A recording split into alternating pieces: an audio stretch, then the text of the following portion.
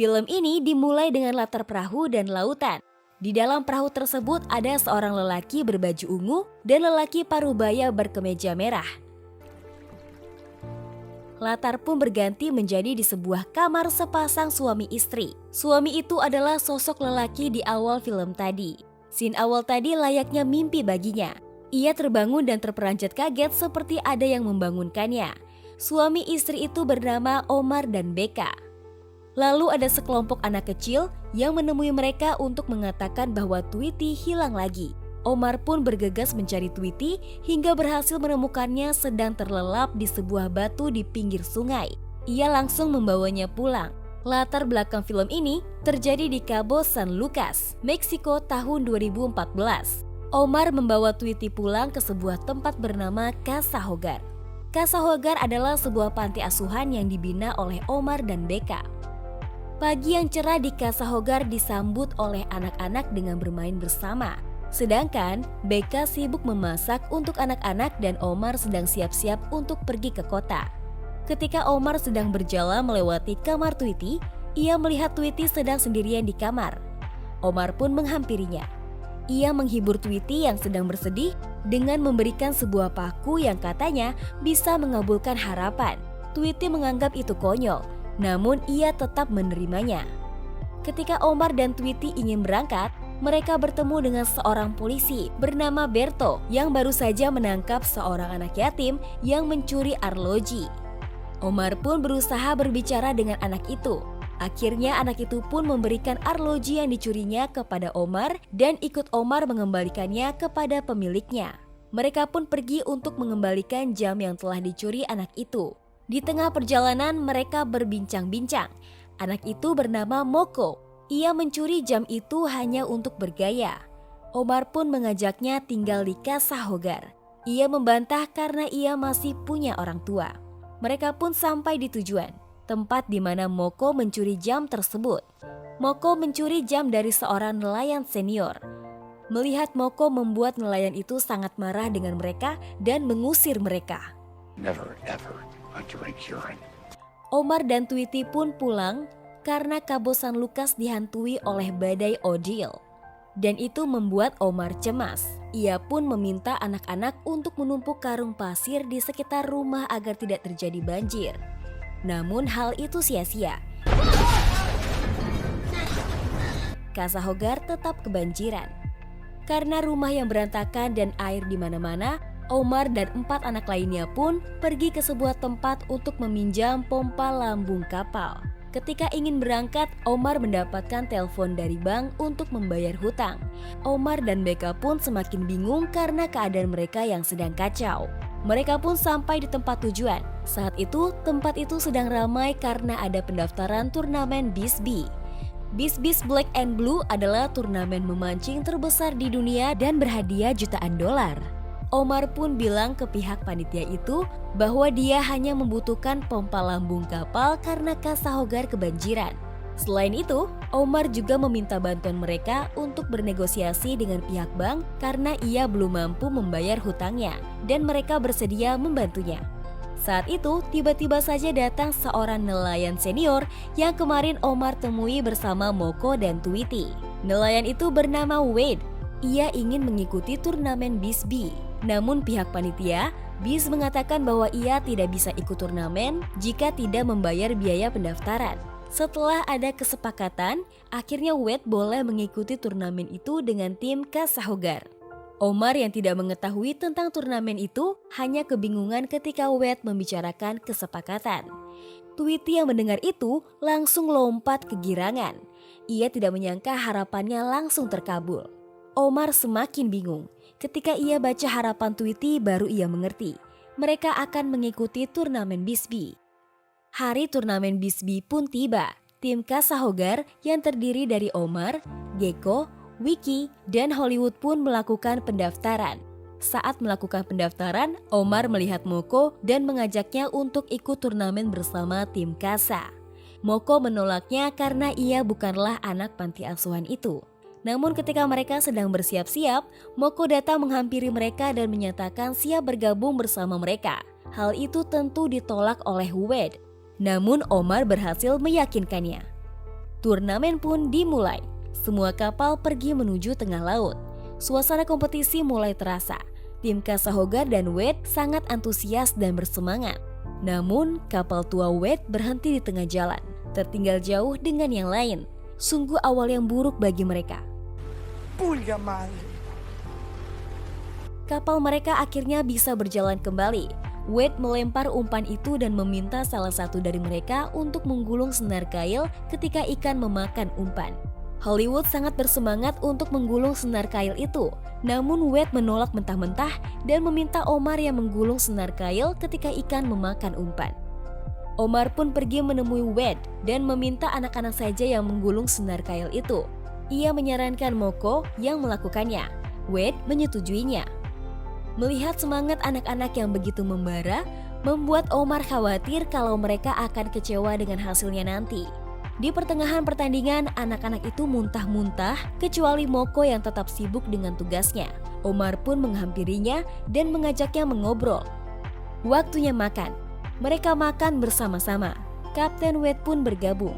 Anak-anak yang penasaran dengan cerita Kapten Wade selama turnamen Bisbee pun menanyainya. Kapten Wade hanya menunjukkan bekas lukanya, dan itu telah menunjukkan seberapa besar dan kuatnya ikan yang ditangkap oleh Kapten Wade. Setelahnya mereka berbincang-bincang tentang bekas luka yang pernah mereka dapatkan. Mereka menceritakannya seolah-olah itu adalah hal biasa untuk mereka. Kapten Wade yang mendengarnya pun hanya bisa terdiam. Ketika mereka sedang asik mengobrol, senar kail berputar dengan cepat. Tanda ada sesuatu yang menangkap umpan. Moko langsung sigap di kursinya dan menggulung kail secepat mungkin. Kapten Wade bersemangat memberikan arahan kepada Moko. Menurut prediksi mereka akan mendapatkan marlin besar. Namun mereka salah besar, itu hanyalah tumpukan rumput laut. Turnamen hari pertama telah usai. Tim Deep Blue yang berhasil mendapatkan ikan marlin besar seberat 167 kg. Hal itu membuat Wiki khawatir. Ia tahu tentang nasib Kassahogar yang terancam. Dan itu membuatnya sangat takut.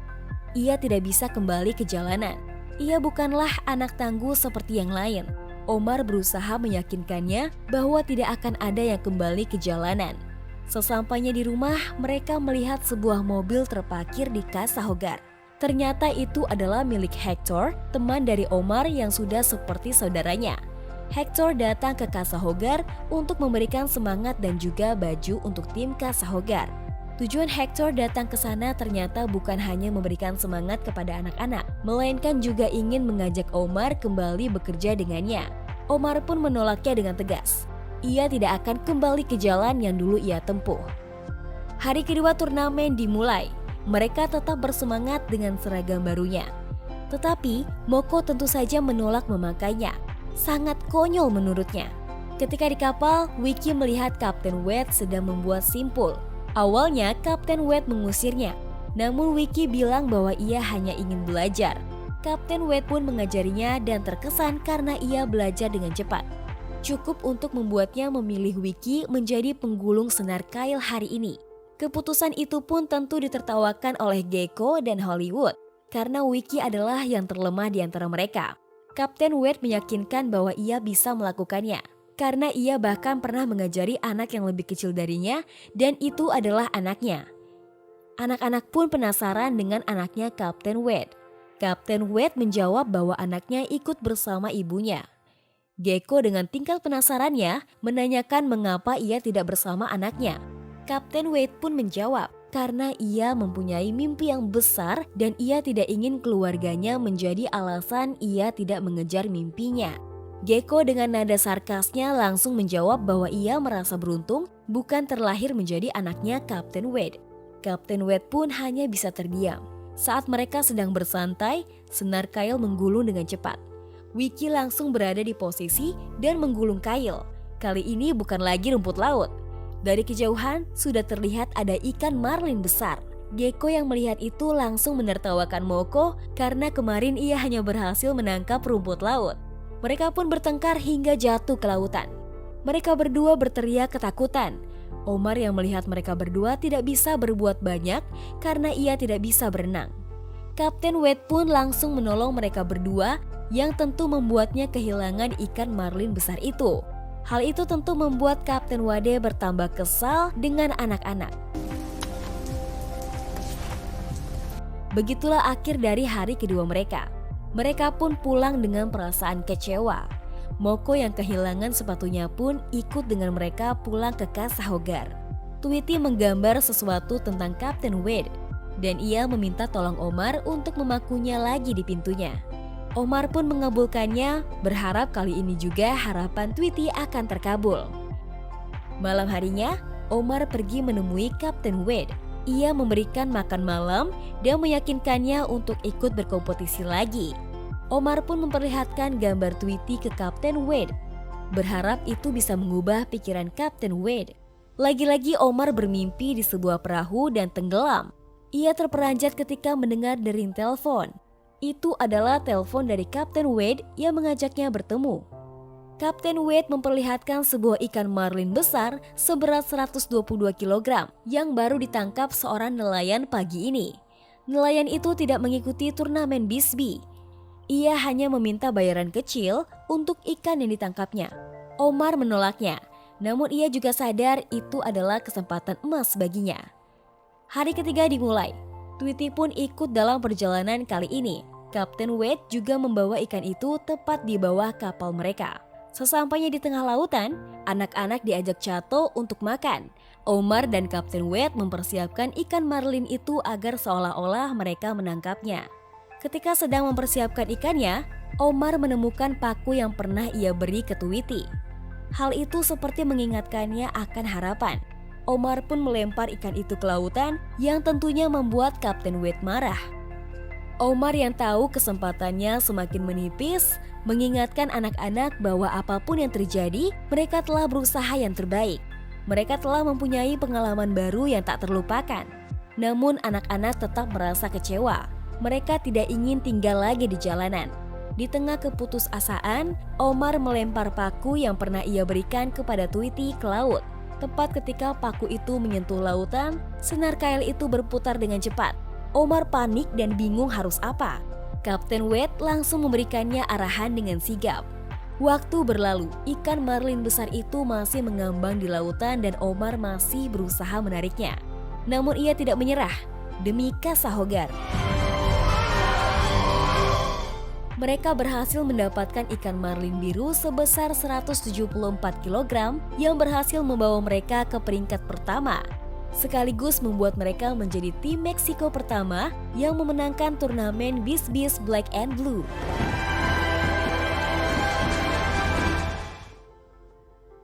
Bagaimanapun keadaanmu, jangan pernah mudah menyerah. Percaya deh, keajaiban Tuhan selalu ada.